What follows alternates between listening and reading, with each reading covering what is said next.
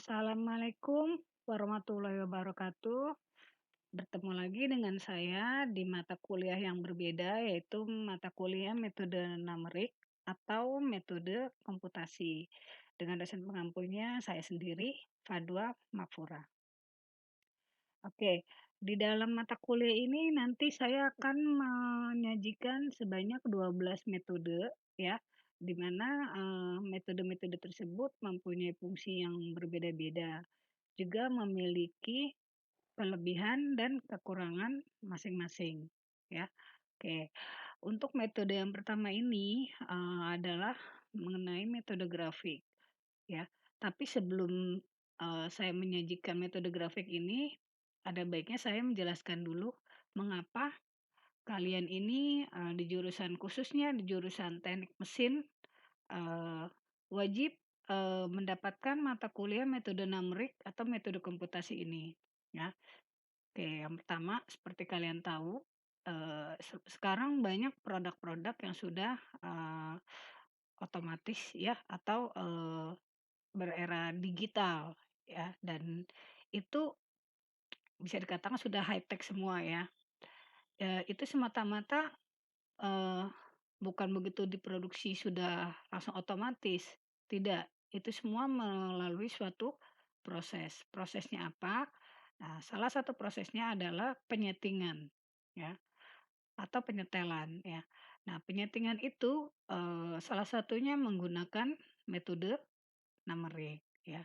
Sebenarnya metode numerik ini banyak sekali ya, tapi saya akan mengambil poin-poin intinya saja yaitu sebanyak 12 metode ya yang akan saya sampaikan pada 8 kali pertemuan ya.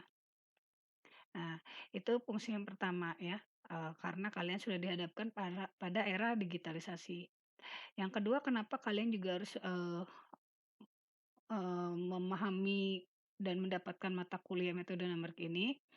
Di sini pada saat penyetingan kalian juga harus tentunya harus mampu dulu memahami apa sih fungsinya masing-masing dari metode ya. Nah, setelah kalian sudah tahu fungsi masing-masing metode, kalian juga harus mampu menghitung eee, secara manual rumus-rumus yang ada di mata kuliah metode numerik ini. Nah, menghitung manualnya bisa dengan kalkulator atau juga pakai program Excel ya. Oke, atau kalau kalian punya software lain juga boleh ya, kalian pakai dulu yang penting kalian itu nyaman dan bisa menguasai ya. Nah, yang ketiga, setelah kalian sudah bisa menghitung secara manual, nanti kalian juga diharapkan mampu membandingkan hitungan manualnya kalian ini sudah benar atau tidak dengan memakai aplikasi MATLAB ya. Nah, di sini seharusnya ada praktikumnya ya, kita lihat nanti apakah nanti ada ya di fasilitasi biasanya itu tidak masuk dalam kurikulum, tetapi nanti kalau ada tambahan kalian bisa ikut ya, baik di dalam kampus ataupun di luar kampus ya. Oke, untuk metode grafik yang pertama ini, metode ini dipakai untuk menghitung sesuatu yang bentuknya abstrak ya. Nah, contoh yang ada di slide ini, itu akan menghitung eee, ketinggian ya, jatuhnya benda dari suatu ketinggian ya. Misalnya buah jatuh dari pohon ya. Nah, itu kan waktu buahnya jatuh dari pohon itu ada waktunya ya, berapa detik, lalu per detiknya berapa kecepatannya, dalam dalam kecepatan sekian detik itu dia berapa meter atau berapa sentimeter ya. Nah, atau bisa juga menghitung berapa sih kecepatan angin di atas puncak gitu ya, atau menghitung eee, suhu di dalam suatu ruangan, misalnya bisa di dalam mobil atau di dalam ruangan ya. Nah, atau juga menghitung debur ombak di laut ya, atau menghitung juga kecepatan angin ya, dan lain-lain. Jadi metode grafik ini bisa menghitung sesuatu yang bentuknya abstrak ya, yang memang susah dilihat ya, bendanya dilihat atau dibayangkan ya. Oke, nah di sini kita masuk metode yang pertama dulu, ini adalah metode grafik ya. Nah, di sini contohnya adalah akan mengamati suatu fungsi kecepatan benda jatuh bebas dari suatu ketinggian ya, yaitu mengamati fungsi tersebut sehingga benda itu jatuhnya itu akan memotong sumbu X ya, sehingga fungsi fx-nya itu, dia mencapai titik nol ya. Oke, mungkin kalian belum bisa membayangkan ya. Oke, kita lihat dulu di sini, ini ada rumusnya ya, rumus metode grafiknya. Oke, ini nanti rumus-rumus ini berbeda-beda ya, kalau misalnya untuk menghitung debur ombak beda lagi rumusnya, menghitung, eee, kecepatan angin beda lagi ya. Tapi di sini untuk di metode numbrik semuanya ini akan disamakan. Mungkin variabelnya aja nanti yang berbeda-beda. Oke, karena ini untuk menghitung kecepatan benda jatuh bebas dari suatu ketinggian, maka G-nya ini adalah gravitasi, ya. Angka gravitasinya adalah sudah ditentukan 9,8 meter per second kuadrat. Lalu untuk M-nya ini adalah massa bendanya misalnya 68 kilo, berarti ini bukannya buah ya, nggak mungkin ada buah beratnya sebesar 68 kilo, ini kemungkinan adalah misalnya orang ya, atau manusia. Oke, lalu V-nya itu adalah kecepatan benda jatuh, misalnya di sini ditentukan 1 detik itu jatuhnya setinggi 40 meter. Berarti ini jatuhnya dari gedung ya, bukan dari pohon. Nah, ini ya V-nya ini nih, ini rumus V-nya. Dan T-nya itu adalah 10 detik. Berarti dia jatuhnya itu, manusianya itu jatuh dari gedung itu jatuhnya 10 detik ya. Kalau 1 detiknya 40 meter, berarti kalau 10 detiknya sekitar 400 meter. Berarti jatuh dari gedung ya, bukan dari pohon. Pohon nggak ada yang lebih dari 400 meter tingginya ya. Mungkin atau Monas atau ini gedung lah pokoknya ya. Nah, di sini uh, ada nilai yang tidak ditentukan, yaitu nilai apa? Nilai C. Nah, nilai C-nya ini yang uh, belum bisa diprediksi. Nah, untuk itu kalianlah yang akan menentukan nilai C-nya ini ya. Oke, kita masuk ke slide kedua. Nah, sehingga nanti kalian masukkan dulu angka-angkanya. Ini angka G-nya, ya, gravitasinya. Ini tadi berat bendanya, ini nilai C-nya akan kalian masukkan. Ini langsung kalian kalikan ya, dapat 667,38. Lalu satu ini udah rumus dikurangi E. E itu adalah eksponen, ya. Di mana nanti eksponennya itu adalah pangkat C. C-nya itu ini tadinya nanti jatuhnya ya C dikali 10 dibagi 68,1 ya. Maka ini nanti kalian bagi dulu nih ya. 10 dibagi 68,1 dapatnya minus 0,146834. Nah, ini makanya semua sama nih angkanya ya. Nah, nanti nilai C-nya ini yang berbeda-beda. Dikurangi 40. 40 itu adalah tadi kecepatan ya, yaitu 1 detik itu 40 meter ya. Oke, jadi di sini kalian diharapkan jangan sampai salah ya. Di sini ada pembagian, ada perkalian.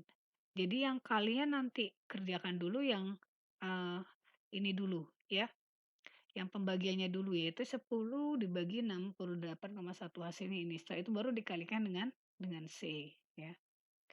Oke, sekarang pilihlah sembarang nilai C-nya. Nah, setelah itu nanti akan dihitung F eee F ini ya, ini adalah F turunannya, ya nanti F turunannya ini nanti ya. Oke, nah di sini nilai C-nya saya mengambil titik sembarang yaitu 4, 8, 12, dan 16. Ini adalah yang ada di sumbu X-nya ya. Saya kasih jarak ya. Oke, saya kasih jarak. Nanti kalian mungkin masih susah membayangkan. Nanti setelah slide ini masih slide 3 ya. Di slide 4 nanti akan ada grafiknya ya. Oke, ini nilai C-nya tadi sembarang ya. Tapi harap diingat jika memberikan nilai itu di metode numbrik ini tidak boleh sembarangan. Jadi dia langkahnya itu seperti langkah kodok melompat, seragam ya. Kalau di sini kelipatan 4 ya, berarti 4, 8, 12, 16. Jadi jangan sampai di sini kelipatan 4 ini 5 dan ini 10 beda-beda.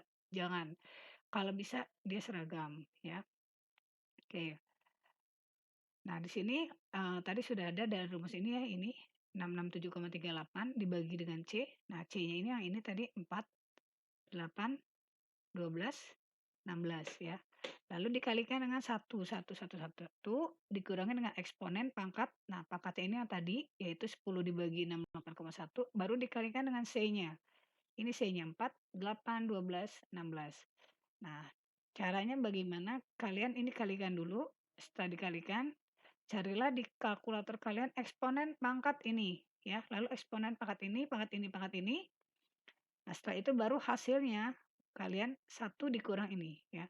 Tetapi jika kalian mempunyai kalkulator yang, 2 layar ya, yang 2 layar ya, saya tidak mau menyebutkan merek kalkulatornya, carilah kalkulator yang 2 layar yang sudah ada, pembagiannya ini ya, bentuknya pembagiannya, seperti ini ya. Oke, nanti saya ini kan dulu. Nah, ini. Ya, untuk khusus pembagian itu di kalkulator nanti ada kodenya seperti ini, kotak dibagi kotak. Nah, di sini nanti kalian tinggal masukkan aja nih, ya kotak yang pertama yang ini ya, yang 667,38 lalu yang kotak di bawahnya pembaginya angka 4. Nah, setelah itu baru kalian kasih tanda kali ya, dikalikan dengan nah ini oke sebentar ini oke saya hapus dulu ya ke nah sini jadi nanti gini ya. Ini pembagiannya nanti di kalkulatornya ikuti seperti ini ya. Kalau kalkulator yang tidak ada tanda begini, boleh juga gini, ini angkanya, angka pertamanya dibagi ya, pakai tanda garis miring ini gitu ya. Setelah itu baru dikali. Oke, dikali ya. Dikali dengan nah ini pakai tanda kurung lagi. 1 dikurangi ya. Ini tanda eksponennya. Nah, biasanya di kalkulator kan ada E pangkat X gitu ya. Nah, ini X-nya ini kalian tinggal masukkan aja yang ini ya, angka yang ini nih. Ini masukkan ke sini ya.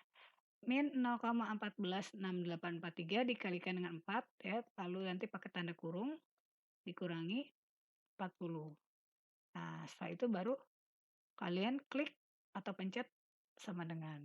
Nah, biasanya di kalkulator untuk yang ini juga sama ya, tinggal masukkan aja tanda kali ya, lalu agak banyak bermain kurung ya. 1 dikurangi ini, nah ini pakai kurung lagi, nanti pakai kurung lagi di sini, baru dikurangi 40 ya. Nah, biasanya nanti akan keluar angka-angka yang masih bentuknya atas bawah seperti ini. Seperti ini angkanya. Nah, di sini nanti kalian tinggal klik aja STD ya. Tinggal klik nanti akan keluar angka yang seperti ini. Nah, ini ya. Oke. Makanya di pelajaran metode numerik ini kalian wajib punya kalkulator karena nanti waktu ujiannya juga diwajibkan membawa kalkulator ya. Oke, kalau dulu sebelum daring setiap kali pertemuan saya selalu mengadakan latihan menghitung pakai kalkulator. Jadi wajib bawa kalkulator dan bawa modul. Karena memang ini kelihatannya mudah ya, perkalian-perkalian ini kelihatannya mudah, tetapi ketika kalian sudah mulai menghitung itu agak membingungkan. Bahkan ada yang mahasiswa itu angka dapatnya ini semua sama gitu, karena dia salah memasukkan tanda kurungnya ya. Nah, ketika ketemu tanda bagi dan kali, itu yang kalian kerjakan adalah tanda tanda pembagi dulu, baru tanda kali, baru tanda plus atau minus ya. Nah, oke kita lanjut.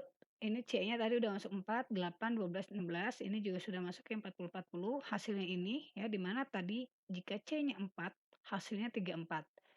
Jika C-nya 8, hasilnya 17. Jika C-nya 12, hasilnya 6. Jika C-nya 16, hasilnya minus 2. Nah, nanti ini kalian masukkan ke dalam grafik ya. Oke, ini nggak usah dibaca, nanti malah jadi pusing ya. Nanti aja setelah di grafik, dimasukkan di dalam grafik. Nah, kesulitan metode ini adalah pada waktu kalian ngeplot atau membuat grafik grafik fungsinya. Oke, kita buktikan benar nggak sulit ya. Oke, di sini tadi kalian masih ingat ya, ketika C-nya 2 ya, dapat angkanya adalah 34. dan ketika C-nya, tadi, 2 ya, maaf tadi 4 kalau nggak salah di awal, ini 4, oh ini berarti grafiknya ada yang salah ya, ketika grafiknya 4 ya, dapatnya ini 2 4 ini 8 ini oke, ini kalian bisa aja nah ini kesulitannya di sini ya, ini dapatnya di sini 4 ya ini mungkin ngambil dari 2 ya dari awal ya. Oke, kalau kalian ini kan 4-nya ketemu di sini ya. Nah, ini juga ketemu sini. 8 dapatnya di 17. Nah, ini udah pas ya. Mungkin karena ini di awal ya. Oke. Nah, 8 dapatnya di 17. Lalu angka 12-nya ya. Oke, sebentar ini biar nggak bingung, saya hapus aja ini 2 ya. Ini 6 nggak ada. Oke. Nah, ini 4 dapatnya di 27 ya atau 34 karena di awal ya dapatnya. 8 angkanya dapatnya di 17, 12 itu dapatnya di 6 tadi ya ini di 6.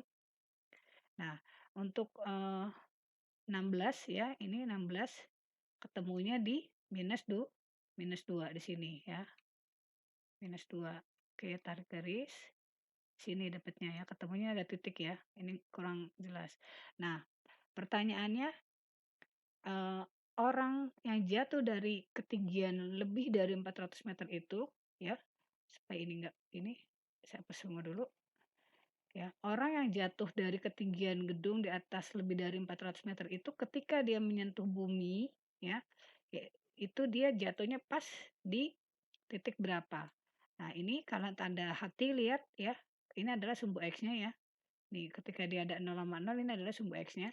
Nah, di sumbu X-nya ini orang itu menyentuh bumi bukan di angka minus 2. Ini kan ada titik biru ya. Ini titik biru, titik biru, titik biru.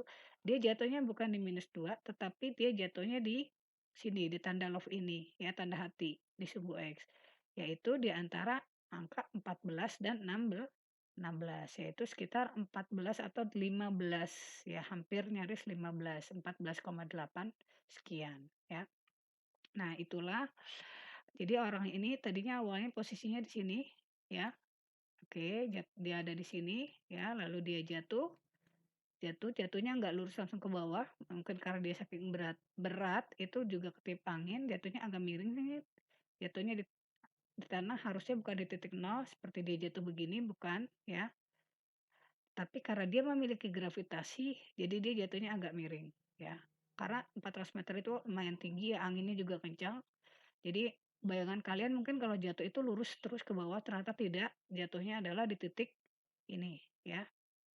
Ya itu ini yang tanda hati, yaitu di titik sekitar 15 atau 14,8 ya. Oke, jadi itulah contoh metode grafik pada pertemuan pertama ini, yaitu metode numerik ya. Oke, ini baru, benda jatuh ya, belum yang lain-lain. Seperti tadi ya, menghitung udara di satu ruangan, misalnya di mobil, di ruangan, dan lain-lain ya. Atau menghitung debur ombak di laut, atau kecepatan angin di atas puncak ya. Untuk para layang, para gliding ya. Oke, demikianlah, bab satu ini, metode grafik. Nanti kita akan ketemu lagi di metode berikutnya. Wassalamualaikum warahmatullahi wabarakatuh.